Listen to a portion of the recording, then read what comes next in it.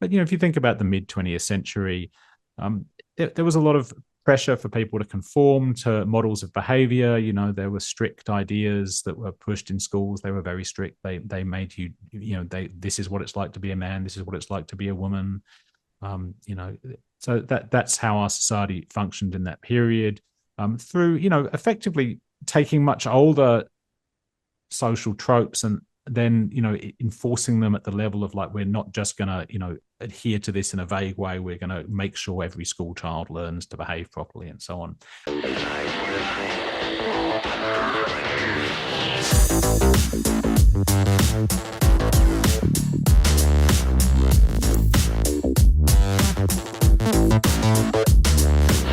Hello and welcome to Idioms of Normality on FutureFramedTV, the collective podcast series of Traces.Dreams. And I'm joined today by the author of Normal Now, Associate Professor Mark G.E. Kelly. Welcome. Hi, Paul. Lovely to be here. And it's so wonderful to have you on board this program, not just because of the book Normal Now, but because of your incredibly insightful perspectives on the question of normality. But before we get to that, I'd love to know a little bit more about you. Tell our listeners a bit about who this person is behind the book Normal Now. Right. You can delve straight into my abnormalities. So, yeah, like I'm an associate professor, I guess, technically in philosophy at Western Sydney University. So my training's as a philosopher, and that's what I teach. Although what I write is a bit all over the place, as anyone who looks at this book may appreciate. My intellectual background's really on the 20th century French philosopher Michel Foucault. So most of what I've written has been directly Foucault scholarship. And this book kind of comes out of that. I've been kind of trying to get away from just writing about Foucault and do my own thing, which incidentally is what Foucault used to advise people to do. There's a great story of a young woman who went to him, who was writing a PhD about his work back when he was still alive in the 80s. She's one of the first people. It was Yana Sawiki, who wrote a PhD about him in the 80s. And she met him at a conference. It was like, Monsieur Foucault, I'm writing a book about you. And he just was, writing a PhD, which he'd nearly finished, I think. And he was just horrified and was like, what are you doing? You can't possibly do that. There's nothing interesting about my work. The whole point of my work is you should take it and do other things.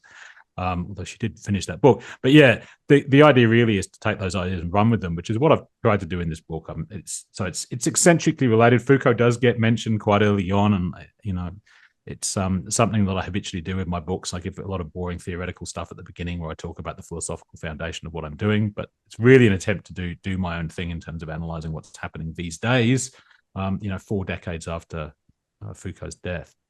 Okay, so trained in philosophy, a big reader of Michel Foucault, and then you've come to write a book, Normal Now. So let me ask the question: what is normal?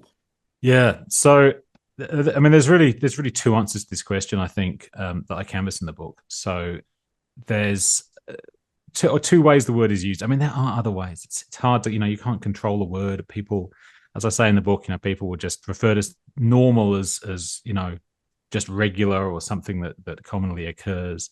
But there's really two meanings circulating with this word. One of them, which people often kind of mistake for the real reason, the real meaning is one that's been current in statistics since the 19th century, what people call the normal distribution. So, I mean, if like me did statistics at high school, you know what this is. It's a kind of part of the graph. Middle part, is the normal bit, and then outside of that, there's some outliers. This is a kind of objective definition of normality, which, to the extent that statistics is a rigorous discipline, which I have some doubts about, can talk, in objective terms about that. One thing I say in the book is that a lot of people get confused into thinking that this is what normality is, but actually the great majority of the use of the term normal, even in seemingly scientific disciplines, is not that mathematical use. It's really what I would call a normative use of the notion of normality, which is to say it's a kind of value judgment that doesn't have any objective foundation. It's a kind of subjective judgment that people make. So people, when they say something is normal, they often will refer to things that seem to have some scientific or mathematical status to ground that. But actually, as I note in the book, it's the great philosopher of science Ian Hacking said, that you can't possibly have a normative judgment arising from statistics. They just tell you facts. So Yeah, and that's very much how I got interested in this area. Really, my it came out of a Australian Research Council fellowship that I did, which is mainly investigating normativity, not normality. So and that's my in philosophy. That's the big thing, right? Normality is not a big question for us, but the normative is. And I've been very skeptical or even negative about the normative. I'm an extreme outlier in philosophy in this regard. Most people in philosophy are, you deal with the normative, the so-called value theory. They're interested in, finding, the what should be. I mean, I should apologize actually for throwing this word normative around because it's a bit of a technical term, and it's, to be honest, it's a bit unclear exactly what it means. People have different definitions of it, much like the term normal. It's not really agreed upon. But yeah, I tend to bundle these together as things that I'm, from a kind of Foucauldian point of view, I'm kind of wary of the entire edifice of normality and normativity. I think it's all closely related. It's all about telling people what they should be or what they should do. And I think, against what most people would say about it, that these are quite modern ideas, which are relatively new in the history of human civilization, and they're tied to lots of things that I'd want to be critical of.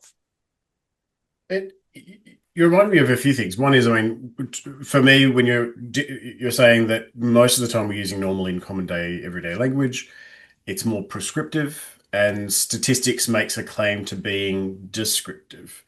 Um, but in the book, you also distinguish between the way in which we obey rules, but that normality becomes something that we either aspire to or aspire to distance ourselves from.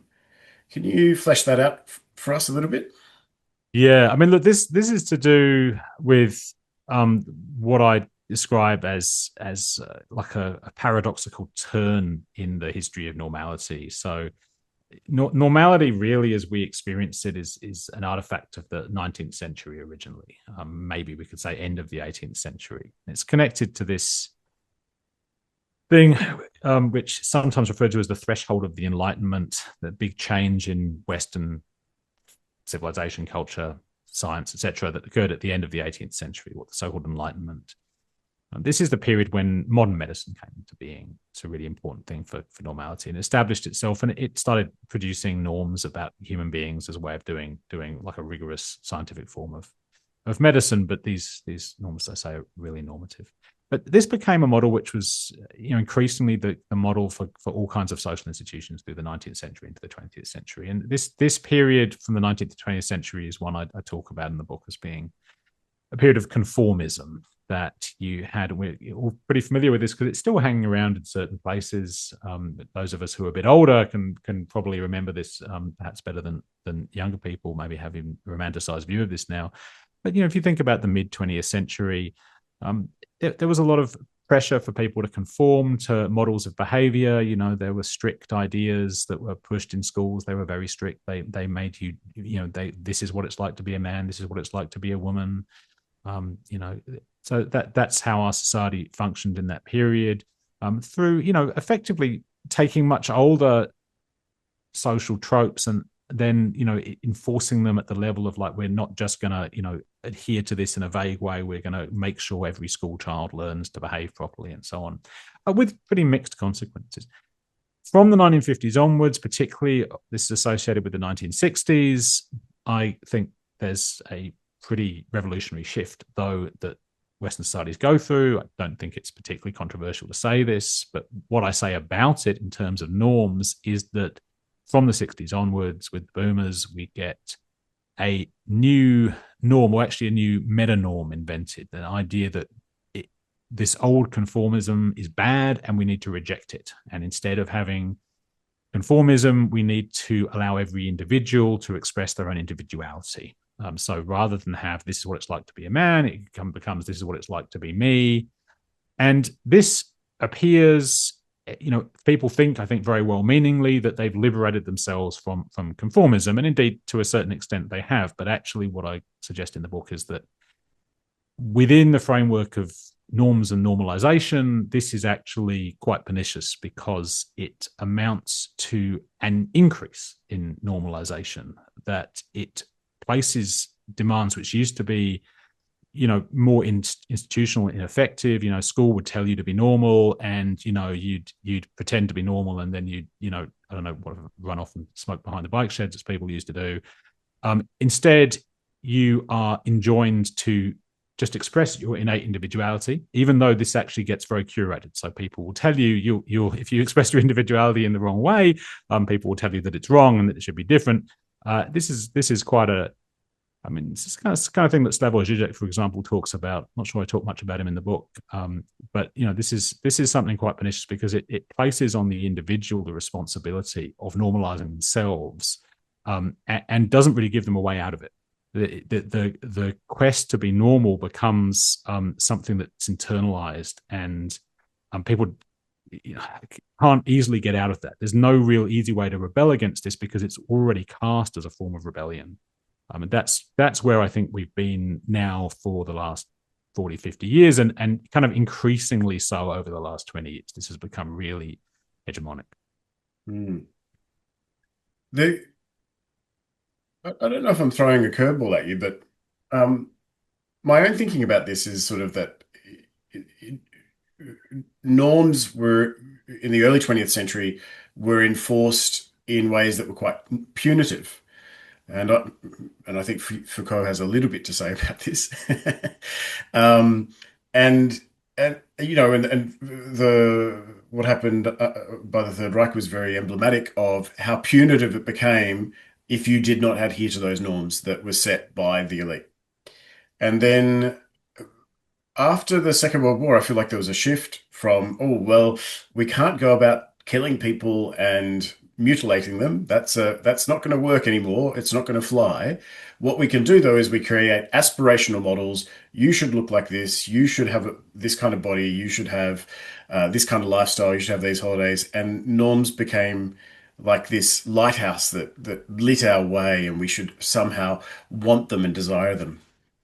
Yeah, look, that is a little bit of a curveball. But it's really interesting. I really welcome it, to think about the Nazi site and this as part of this, because it obviously, um, the way we talk today, the way that our kind of common understanding of history now, really it clearly figures the Nazis as the apogee of the bad thing. They're the worst, and not as I say in the book. I'm not particularly trying to dispute this stuff. By the way, when I say that, it's not that I think that's not true. Although I also do say in the book that the reason I think that's not true is because I'm part of our contemporary culture. So I'm stuck in it, and that's very much the way it seems to me as well. So I'm not saying that's not the case, but the way we think about things, that the Nazis are the worst, and they clearly they had extremely conformist tendencies, to put it in a kind of risibly minimal way. So that's bad. But what's a little bit of a curveball there is two things to think about. I mean, one is the what happened in Weimar Germany before that. And I'm not a historian of that period. I don't really know. I mean, it is often said these days that there was, there's a kind of anticipation of what's happened more recently in Weimar Germany, that it was a period where incredible liberalism, particularly in Berlin in like the 1920s, 30s, before the rise of Hitler, there was a lot of stuff going on that was very outside of the general coordinates of traditional European culture. And in fact, in a certain way, that fed into the rise of the Nazis as a reaction to that. The other thing that's a little bit hard for me to get my head around with this is the extent to which there's a bit of a time lag between the end of the Second World War and the kind of real revolt against conformism. Like, it comes in the 60s, particularly, as I've seen. And you can see anticipations of it, but obviously you can see anticipations of it going back a long way. You can see anticipations of it, in Paris before the First World War. So that it's not bohemianism, like there are people trying to break out of conformism pretty much from the word go, actually, as I say in the book. And this is the very Foucauldian idea. Like, as soon as you have power, you have to have resistance. Actually, Foucault says you always have to have the resistance first. Power can only exist where there's some people don't want to do it. So a lot of people didn't want to conform. So that was always the case. People didn't want to conform, and were not conforming in all kinds of ways. The really interesting moment is when the move happens against that, and it's true that the move happens against that by latching on to something that was already hegemonic as an idea in Western society. And this is still with us today, because post World War II, Western societies, including Germany, had as an article of faith that Nazism is really bad, that became like a real rallying point for people down to this day, particularly on the left, who would say, everyone who it's pushing the old conformism somehow is associated with Nazism. But there's a real paradox with that because the people who fought the Nazis, whichever one we want to talk about, Soviet Union under Stalin, Churchill's Britain, these societies were intensely conformist, and many of the values they had actually were identical, with the values that today are associated with the Nazis. I always find it very. Yeah, I can add a button to that. I was at a sociology conference, and this professor was talking about practices that were conducted in asylums and sanatoria in the US prior to the Second World War that were just as bad, if not worse, than what was happening in places in Germany. But his argument was that the Germans just were better bureaucrats and documented it so well that it was just so outlined in paperwork beautifully. And his feeling at this conference was that, they needed to vilify the Germans and direct everyone's attention there and quickly like burn all their own logbooks about what they'd been doing in some of these places. The Tuskegee syphilis study is a famous example, but he was talking about some lesser known examples that demonstrate that, these eugenic ideas were floating around the globe, and pointing the finger at Germany it's not incorrect, but it is part of creating a discourse of otherness. Oh, well, we're not like that. We didn't do that.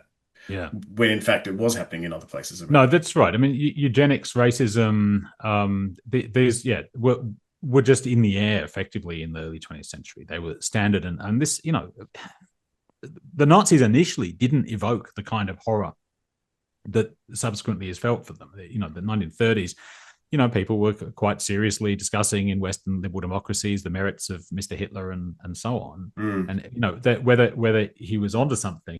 Of course, the Shoah is the point where this becomes historically, there's a kind of point crossed where there's then like an objective difference between, although Hitler quite explicitly found inspiration for what he did in what had been done in America and the British Empire. But I mean, effectively, it's more or less what you're saying, but they're not slightly different. I mean, his idea was we're going to do in Eastern Europe on an industrial scale intentionally what was kind of incidentally done by America to Native Americans, for example. So rather than just, they'll wait for diseases to wipe people out, we'll go in and with the Einsatzgruppen and do it. So yes, there's a deliberate replication, but in a kind of somehow more horrifying, larger scale of the violence of colonialism within Europe, which horrified everyone. But there's still a historical conundrum in my mind thinking about this, about where the point is, because obviously everyone, by the end of the Second World War, it was a matter of Allied propaganda in every Allied country that the Nazis were the supreme evil. But I don't think that immediately, there's this question for historians really, but I don't think that immediately rested on the idea that it's because they were racist that they were bad. Because we're still talking about a war fought by the British Empire, for example. I mean, it wasn't like the idea. I mean, you get this kind of meme now where people are like, the allies for the original Antifa. Like in the Second World War. I mean, this is crazy historical revisionism to my mind. I mean, the British allies were the original Antifa, like the anti-fascist. Yeah. So I'm never sure quite how to pronounce that these days. So I just think I keep hearing it pronounced in different ways. I mean, of course, the original Antifa in Germany were a front of the Communist Party and had very clear. But this idea now suddenly that the British fought for the British Empire, which was pretty racist by any reasonable modern standard. So, that's I don't think I don't think this was the idea. So I don't know at which point. And I don't want to detract. I think it was something that got hooked onto later. This kind of, because certainly down almost the present day, the kind of guiding mythos in Britain, if I speak about, my home country and somewhere I know pretty well, like the national mythos after the Second World War becomes, Britain is great because it stood against Hitler. And that was very important because of the demise of the empire. So prior to that, it was Britain is great because it has a great empire. once, with Indian independence, by 1950, you had a kind of, well, we're losing our greatness. Oh, we're great because we defeated Hitler. Okay, once you get that, maybe then we have to have this. Maybe that does lean like very actively into this generation of new norms that say that our greatness is not in our kind of martial strength and discipline, but somehow in just us being liberal. Mm. And I mean, hopefully, I wasn't missing the point entirely in sort of adding more to the story there, but or trying to look at it from a different angle. But I can definitely see what you're talking about in 1970s psychology, in what could be called the turn towards individualism in the work of, say, Albert Bandura and a lot of other people who started putting the individual at the very center of psychology and promoting self-development, self-actualization, self-realization, which plays very strongly into your discourse of individualism becoming the norm. Yeah, Um, but was it? it's sorry. I don't know if like why do we look for a particular point in time at which that happened, or is it okay to say that it sort of blended in over time and became Yeah, look, I mean, obviously, you can go too far in either direction with this. I mean, you can if you try and suggest that everything changed overnight. Obviously, that's not true with these broad historical changes. But it's on the other hand, there needs to be a kind of inflection point. yeah. If you just have it being everything's gradual and miasma, then you no longer have an account.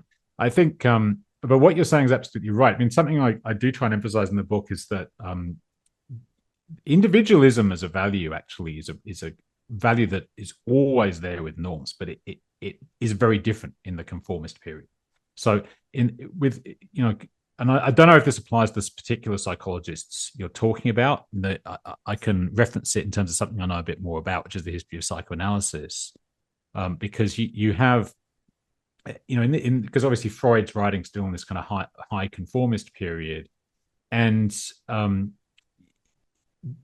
the individualism of that period, it's all about individuals because normalization, normality, norms are always about individuals. It's always about seizing the individual and saying the individual has to be normalized. So individuation is very important for it. It doesn't just deal with masses of people. And obviously that's what psychology does. It deals with the individual.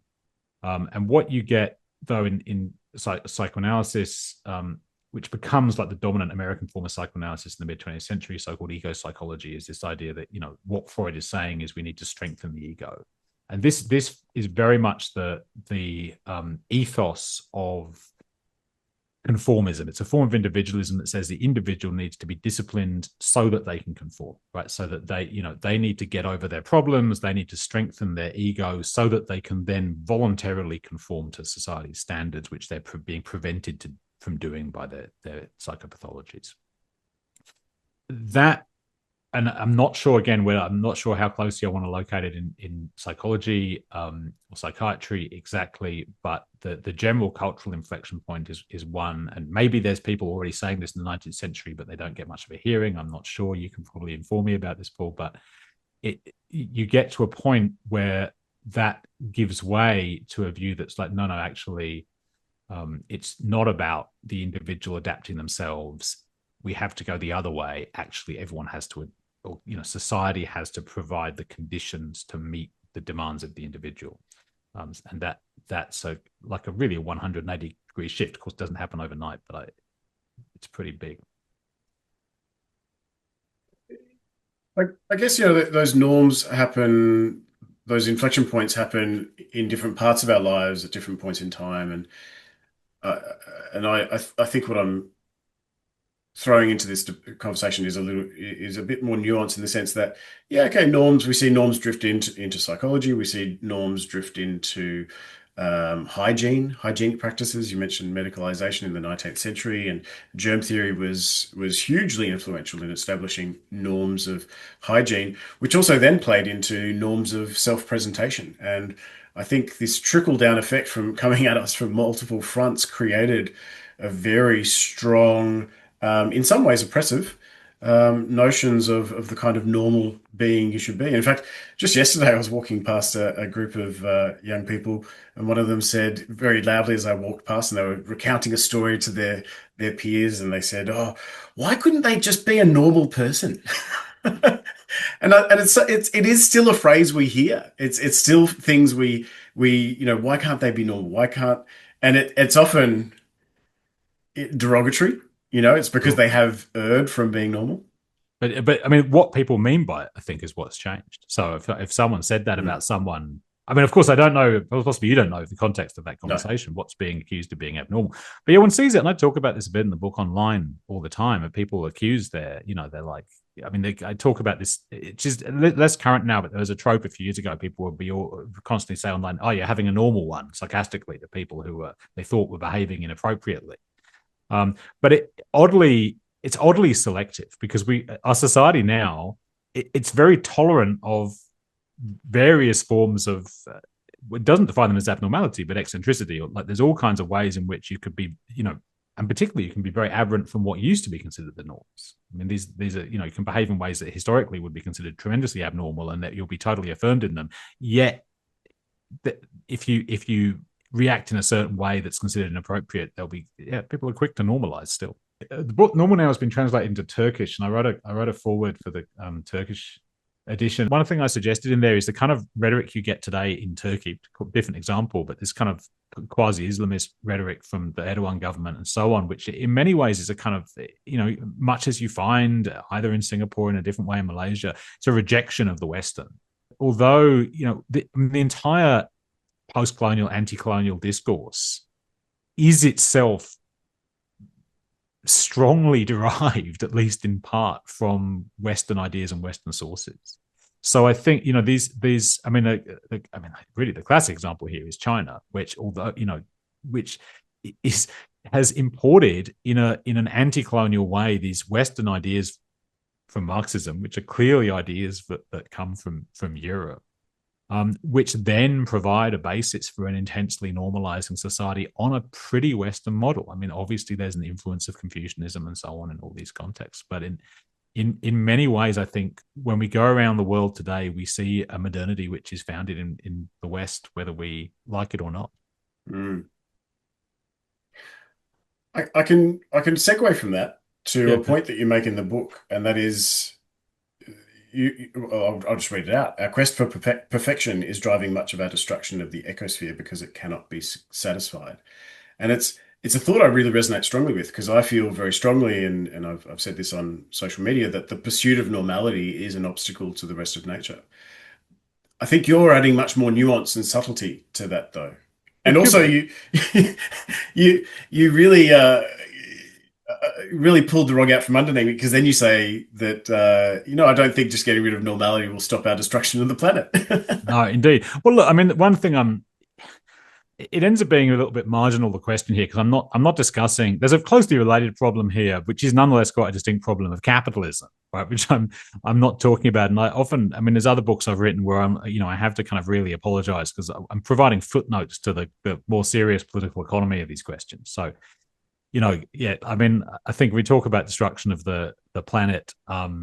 It's capitalism and the profit motive that's really in the driving seat, and that doesn't depend on this form of normalization. But I do think it's part of the picture, and it's definitely both things are operatively related in the same phenomenon that I think is increasingly prominent now, which is attempts to do things which are apparently directed at saving the planet just end up being engines of more destruction. I'm particularly thinking about renewables, that it become, rather than be a replacement for what it should be, a friendlier replacement for the use of fossil fuels or something, it just becomes another vector for destroying things. Yeah, And I think this is a point that I think I've read in Elizabeth Shov's work as well.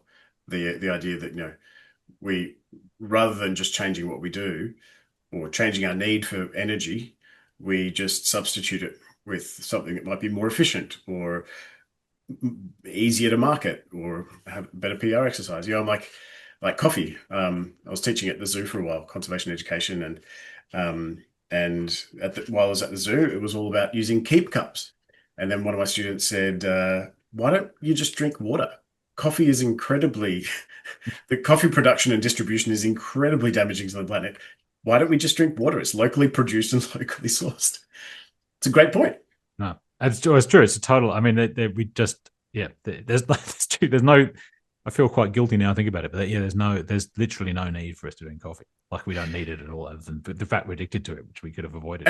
And the missing segue here is that, these Western practices have gone global, including the pursuit of normality or the pursuit of non-normality. I don't know how to phrase that, and I really want to Yeah, find shorthand for it. yeah. There's not. I actually try and because I just call it the new normal in the book. Like it's because I don't have. I actually there's a page where I suggest like 4 or 5 different, all like really horrible neologisms for it, like hyperliberalism or like it's yeah, post-conformism. Like it's very, but this is it's actually part of the problem here, which is part of the problem of this thing is it's very hard to see that it exists or identify it as such. Yeah. So I'm not sure I, how. Yeah, go I on. think you do that really well in the chapter on sex. And I'm going to attempt to paraphrase. I've got the professor in the room with me to correct me. um, the old normal was don't have sex before marriage. The new normal is embracing diverse sexuality, but the insidious normal, maybe insidious is the wrong normal, but the underlying normal is you should be having sex. Well, if you want to, of course, then has there's also the opposite pressure there because so the new normal very much says if you have a sexual urge, and it's really odd how unspoken this is to me actually now, which is if for example, and again, I'm not advocating X, right, but historically it was the case, say, until pretty recently in Western countries, and Western countries really like to get on their high horse about like countries in other parts of the world where homosexuality is illegal. But this was true well within living memory in every Western Yeah. country, again, including all the wonderful allied countries who fought Hitler, like the Soviet Union, Mm. and the homosexuality was a crime in all of these countries. So but there's a complete indistinction in the way it's talked about between homosexuality being illegal and I'm trying to think of like modern terms. I was about to say homosexual congress, but that probably sounds ridiculously antiquated. But yeah, people having sex with people of the same sex. Yeah. That's not actually, strictly speaking, the same thing, right? I mean, we want to acknowledge this, I think. And in fact, actually, if you look at the literature in queer studies and so on, it does acknowledge this, right? That people who have sex with people of the same sex may or may not have same-sex attraction as their sexual identity. So these are different things, but I think that there's just a total vanishing of that. That if you don't actualize your desire, then you somehow that's not functioning. If you have a desire, you have to actualize it. And there's also a perverse thing there, actually, which is what I was going to say, which is the extent to which people now will identify as asexual or aromantic. And I actually think there's something quite pernicious going on in that direction now, where there's a kind of pressure by the form of normalization we have that if you aren't romantically successful, say, they go, oh well, that's great, you can just disavow your sexuality and instead identify as being a form of kind of LGBTQ plus that is not sexual at all, and but that actually goes, oh well, that's okay, I'm now a perfectly normal asexual person who doesn't have sex, rather than going, I think which is the reality actually that will be acknowledged by scholars in the area when you push on it, which is. And actually, I think scholars in the area generally have much more sophisticated views on this than, say, the kind of cod versions that circulate in popular consciousness. But yeah, that actually sexuality is very complex and diffuse, and trying to pin down any individual's sexual desire is, it's to put a label on it for any individual is a kind of mislabeling always. And then under the current of that, again, I might be paraphrasing wrong, but is it also the idea that what we are normalizing is that it is normal to pursue our desires? Well, that's I mean, like an ur norm, like an underlying norm there, right? That we have to forget. Hedonism is, and one thing I talk about labeling the new normal is that it's hedonistic. It really defines it. But that's simply, it's hedonism because it's kind of the natural place that it ends up when you remove the restriction. So if you go, well, we're not going to try and discipline people and change what they want, then you just have to go, well, it throws back on whatever gives you some kind of satisfaction that'll become your true individuality, as long as it's within the guidelines, right? So if you have forms of desire that actually don't fit in with that framework, right? If what makes you happy is making other people, engaging in violence against other people, for example, obviously, and again, I don't have any desire to say that it's okay to be violent against other people. But we end up, as long as you're not in that space, as long as that your desires don't go in that direction of license within a liberal framework, then we'll go. Your desire is great. Whatever you do in your own private sphere is great. And then, but there's this extra thing, the normalization, which says, and you have to do it because that is your purpose in life, to realize your inherent individual nature, which is expressed through your wishes. I mean, this is the reason it's so pernicious. I'm not quite sure how well I spell this out in the book, but desire is not a simple thing, and it, knowing what we want is extremely difficult, and I mean, ultimately impossible. Like, it's just not true that people have a single innate. I mean, it's exactly what I said about sex, but it's true of everything.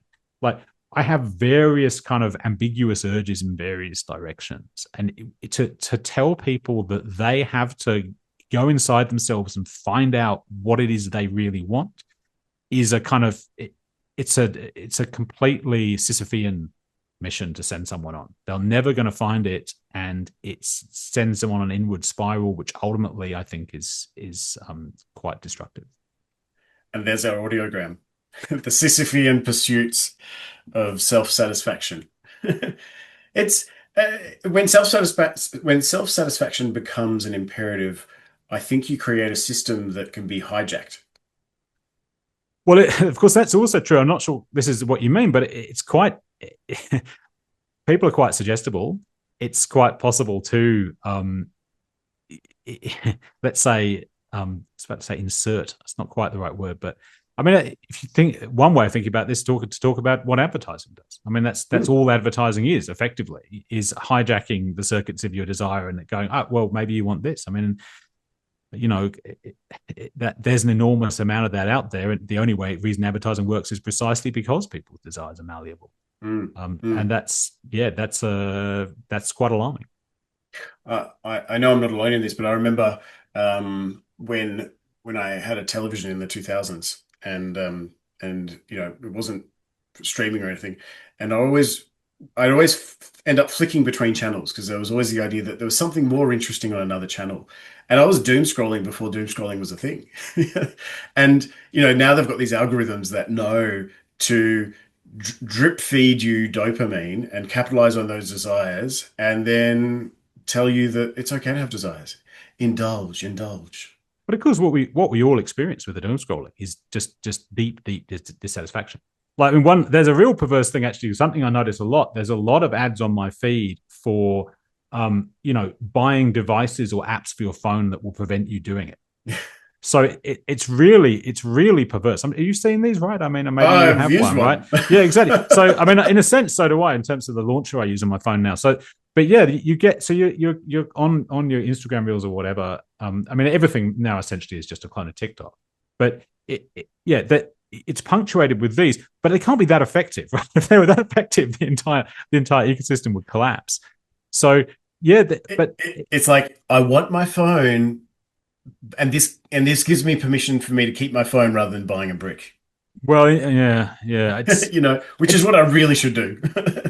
It's just, I think you should smash your phone with a hammer. I mean, but like when I say that, of course, what you do is you smash your phone with a hammer and then go out and buy a new one, which is why the entire planet is being destroyed. Because I think everyone at some level, maybe more or less conscious, is aware that their phone is destroying them spiritually. If I could put it that way. I think everyone is now having this experience. Yet we are addicted to it. And we're addicted to it precisely partly because the algorithm is so effective that you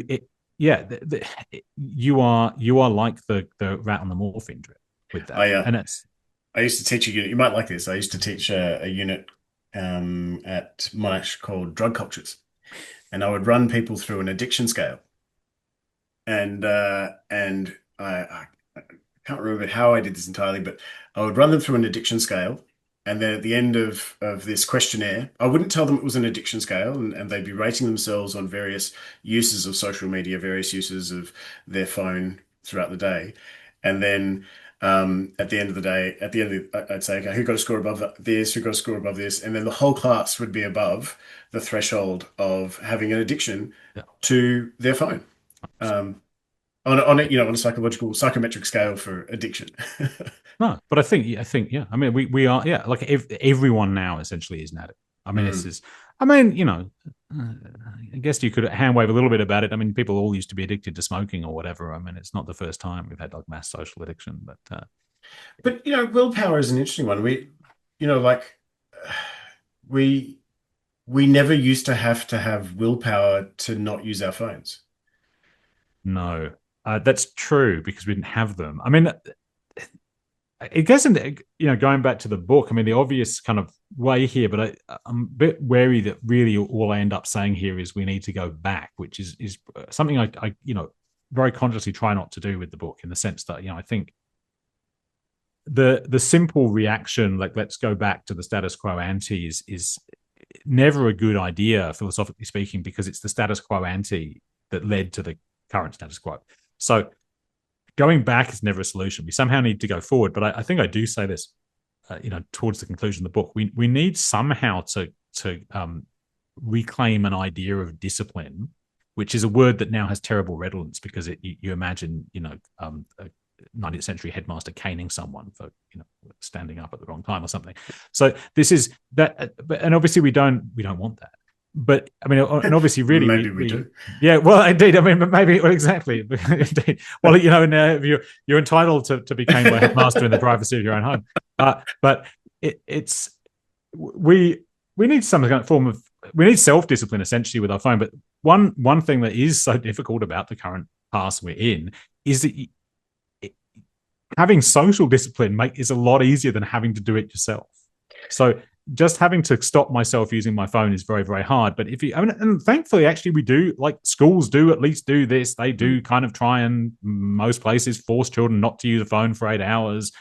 That's good, because at least they don't have to train themselves. It's very hard, particularly for a child to do. They can at least have someone else do it for them. But yeah, if we lived in a society that, for example, that you don't have to get caned, but if we were socially disapproving of other people looking at their phones, then, and there is a bit of that going on, and maybe that's where we will settle as a society, where we'll recognize that if you look at your phone, you're in deep trouble, and therefore people will, at least because of that, although it's we don't like being told what to do by other people, it will somehow give us permission to do what we need to do, which is to log off.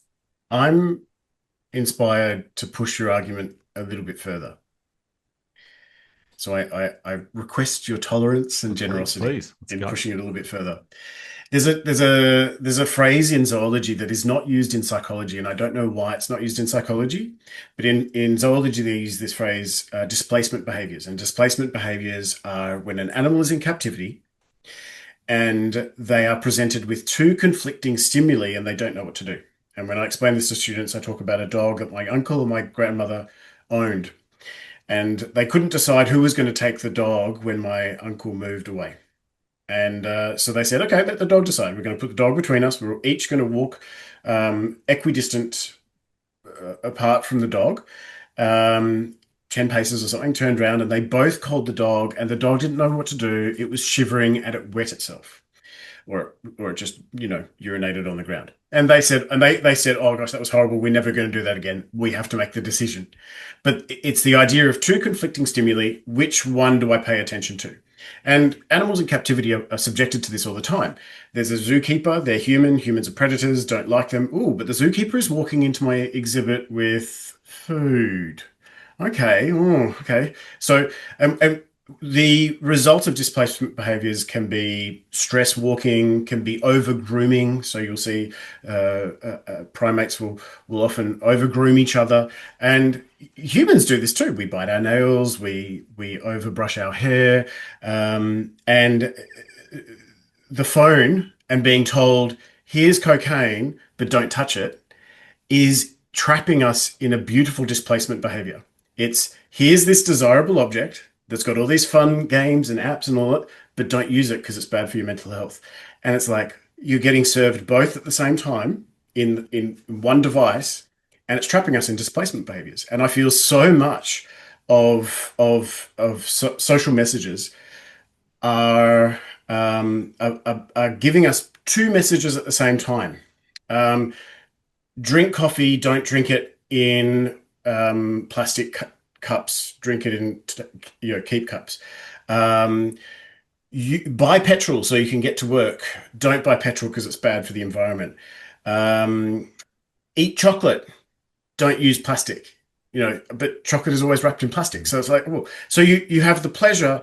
It's not just you're getting delivered the pleasure, you're getting delivered the pleasure, but also the guilt simultaneously, and we're trapped in. Yeah, and you also, I mean, that's such a useful concept. Yeah, that was really fascinating. But yeah, I mean, the extra step though that from what you're saying at the end, like that, my book is saying about this is that it goes the additional step by putting the onus on you in the Mm. current normalizing situation. So it says, well, you have to authentically want to do everything you want to do. So you have to somehow not just go, I'm not going to use petrol for the good of the planet, even though I want to. You have to somehow want not to use it. Same with the phone. Somehow it has to be like, I have to be the kind of person who's just going to breeze through the day without touching a cup of coffee or using a phone. And if I, yeah.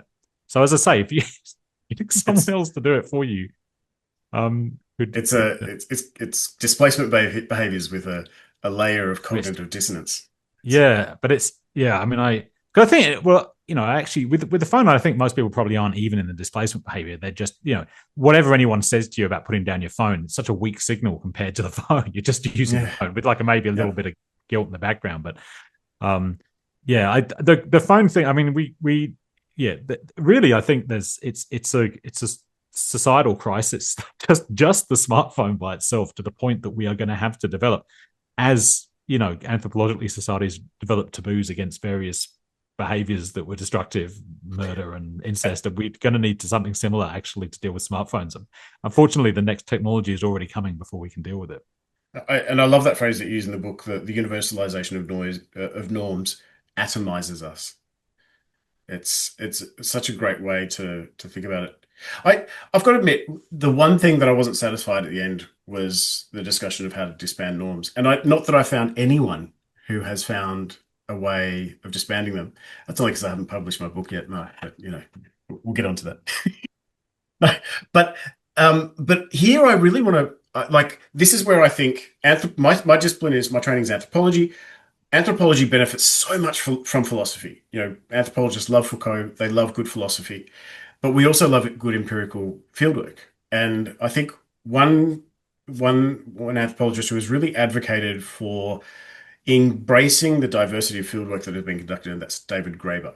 He's a big advocate for people were thinking outside of Western norms for a long time, and um, and there are other ways of being in the world if we go out there and study it. In fact, David Graeber wasn't alone. There's a lot of South American anthropologists who are very much advocating for this as well. And two things here that I could mention. One is these societies operated without the concept of normality. And the other thing is when you look at how the concept of normality has been so invasive into different languages around the world, we realize it's not an emic concept. It's not an indigenous concept outside of Belgium. Well, it's not even indigenous to Western societies, really. I mean, it occurred to me when you said, "Oh, we can find lots of ways of being in the world which are different outside of the West." Well, you find them in the West as well. I mean, historically, they don't exist. What we currently call Western ways of doing things, pretty recent inventions. That still you can still even today find little corners of Western culture. I mean, maybe not even that little, where other ways of doing things cling on. So yeah, it's there's a lot of resources there in that sense. But I mean, what my conclusion, I can see why it's. I mean, I think I almost acknowledge that it's unsatisfactory, right? You And do, yeah. it comes, it comes out of my background dealing with political philosophy, normative political philosophy, and that there's this tendency in political philosophy and political theory, which is just absolutely standard, which is someone describes a solution like an imagined, well, this is a society without norms, as if that's a solution. But gesturing Mm. to the existence of a society that doesn't have them, even if it's a real one. So, like, never mind the pie in the sky. Here's what a post-norm society will look like. Well, here's a real society that exists, and they don't have normalization. Okay, great. But unless you give a roadmap for getting from our society to that Mm. society, and actually, it's pretty implausible to suggest that any pre-modern society is going to be achievable for. I mean, just prima facie, like, is Mm. modern society going to turn into a pre-modern society? I mean, well, possibly if there's like a big cataclysm that destroys our technological capacity, maybe. But it seems like an unlikely way out of it, and that really we have to assume that the way out of it is going to be to something new that doesn't exist yet, and that's precisely why I kind of feel like I can't say, well, this is a solution, because it will just have to emerge organically. Oh, that's nice. It's something Yeah, new that doesn't exist yet.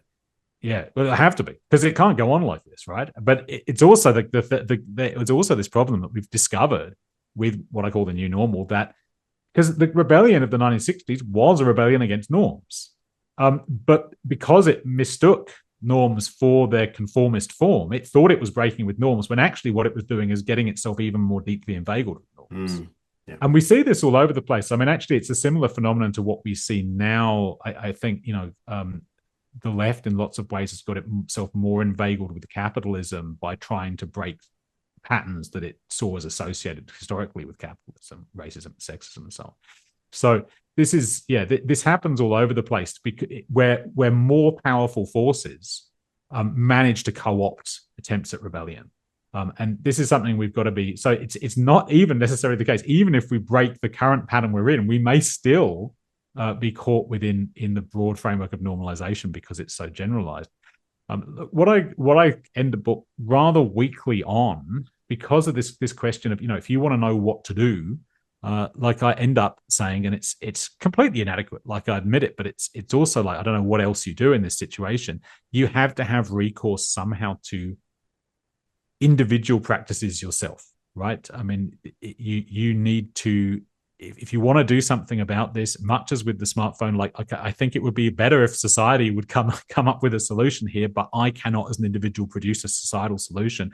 So you're going to have to try to come up with something, which I'm definitely still working on with the phone. Cool.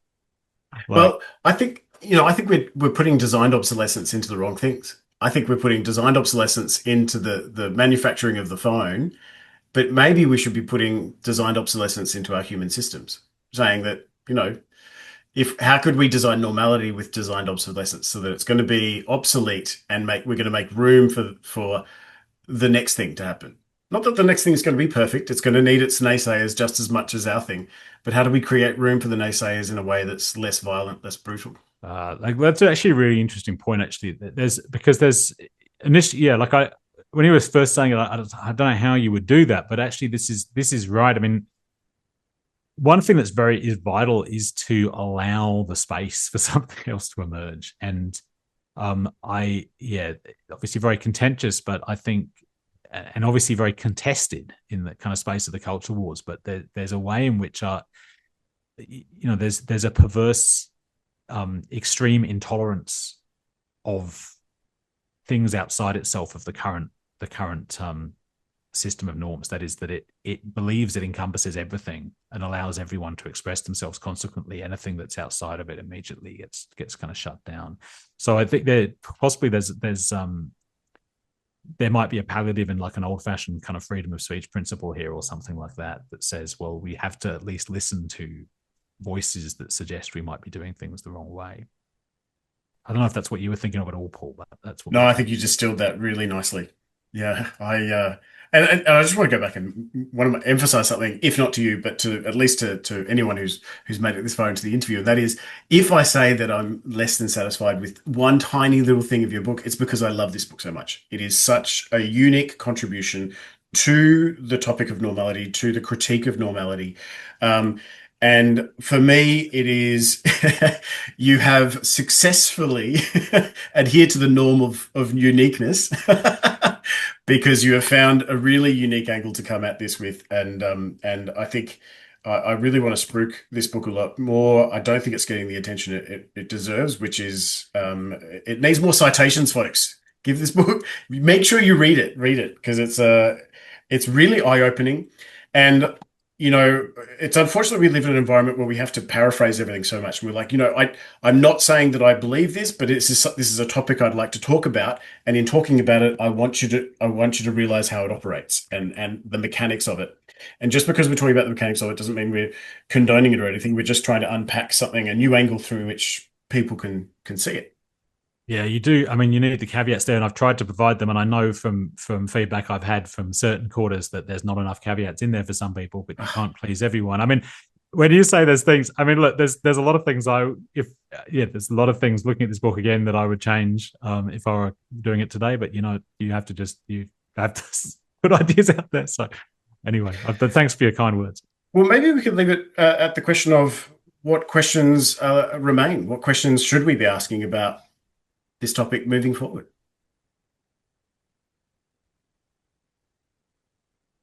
I mean, honestly, I'm drawing a blank on that one, Paul. Yeah, Like okay. in terms of the more questions to ask. I mean, it could just be my self satisfaction. I feel like I've done the job, but yeah, like I because questioning only gets you so far with this. I mean, I feel like we're aware of the problems in a lot of ways. You without reading my book, you're aware of the problems, and it's yeah, asking questions about norms.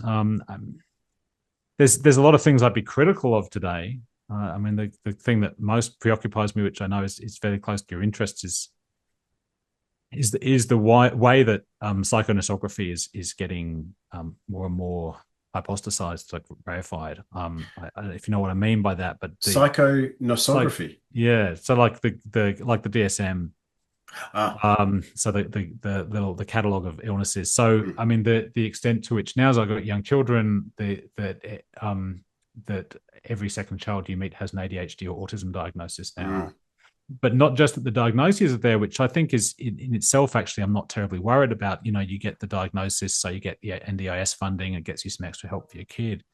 But the way that this is understood to be an identity by mm, people, and I think worryingly even by the children themselves, that they get this like that's who you are. You're autistic. You have ADHD, and that is going to be that's an understanding which of course it's liberating because it gives you've made all these adults now as well who are like, I've just realized I'm ADHD. It's every second Facebook post is this. I think that's my impression now. Like it's like and that explains all the bad experiences I've had in my life, and it's good. Obviously that's positive in the sense of like I realize now that I was trying to do things I couldn't do, and I realize my limitations, and like that's going to give me some permission to do things differently, and that's great. But you've then just pigeonholed yourself, and you now understand yourself as having a series of limited capacities, and that strikes me as like a very negative moment. So this is, if there's one thing that really concerns me in this area now. So this is like it's not an answer to your question. It's not a question at all. Like it's a rant. But yeah, I think it's this is something that's happening. And I think really, in terms of the analysis in the book, it's kind of the thick end of the wedge here. Like this is what we're seeing now that was a kind of marginal phenomenon, which is now, used to be was a few people who were in therapy or something who had these ideas. And now this is like, I live in a rural community. It's, blue collar. This is what, you know, a guy who's had a few beers who starts talking at Bunnings on a Saturday is talking about is autism and ADHD diagnosis. Literally, I had that conversation, and yeah. The, but at some that's the point at which it will then feed through. Like once this becomes the demotic discourse of where I live, there will then be a new elite discourse that will have to be something else, and that's where mm. presumably something else will be invented. Yeah. I was having a similar conversation just last night with a friend and saying that, I'm quite, having now seen firsthand how effective some psychiatric prescriptions can be for people. I'm a little bit gentler around the topic, but at the same time, I it's not that I'm opposed to the use of antidepressants or antipsychotics or whatever. It's that I'm opposed to a system that makes those imperative. It's that I'm opposed to the system that makes turning to psychiatric prescriptions the only viable option because it's so hard to participate in society without them. Well, it's all, and I mean, there's also, yeah, I mean, I think this is kind of what you're gesturing towards, but there's an extent to which, when it goes back to our conversation about phone addiction, we're a society of people who are depressed because they live a lifestyle which is profoundly unfulfilling, and then you can have SSRIs as a palliative to that. But okay, Mm, so that's your functioning. So I'm now going to look at a screen all day and take drugs which make that a tolerable lifestyle for me. And mm, that's the social whole we're now yeah. producing Yeah. is yeah, a society of unhappy people who are drugged. And look, again, I mean, it's not, yeah, like as you're saying, there's no shade here. Like if you're, I'm not saying that people should have to crucify themselves on this. Like, okay, I'm Mm, going to look at a screen and be unhappy and not take drugs. But at a level of social criticism, we certainly should be concerned about this mm, as a way of mm. proceeding, I think. Yeah. Yeah. Yeah. And thank you for articulating that because I don't want it to sound negative. I think it's just that we need to air these topics and we need to have conversations where people are allowed to make mistakes about pushing certain arguments as well. And Yes, I hope people will take my arguments in the book in this vein. I mean, the book is really, it was I had some ideas, I thought them through to the logical conclusion. Like I don't know that they're all correct, but I thought that was an exercise that needed to be done, and I put it out there. So if you only read one philosophy book this year, that'd be a pretty, yeah, for most people, pretty ambitious target. But yeah, look, Associate Professor Mark G.E. Kelly, I really need to thank you from the bottom of my heart for being a very generous interlocutor. I've really enjoyed chatting with you, but I've also really enjoyed. I've been a very slow reader. I've only read a chapter a month over the last 7 months, but I've really enjoyed having a conversation with you by reading a book.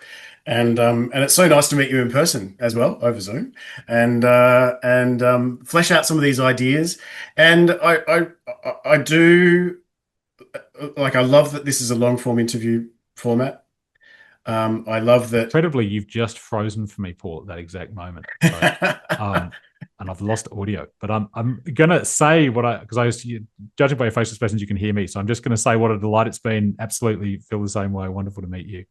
Um, And thank you to all our listeners, and thank you to Traces.Dreams for hosting Future Frame TV, the collective podcast series on which Idioms of Normality is hosted.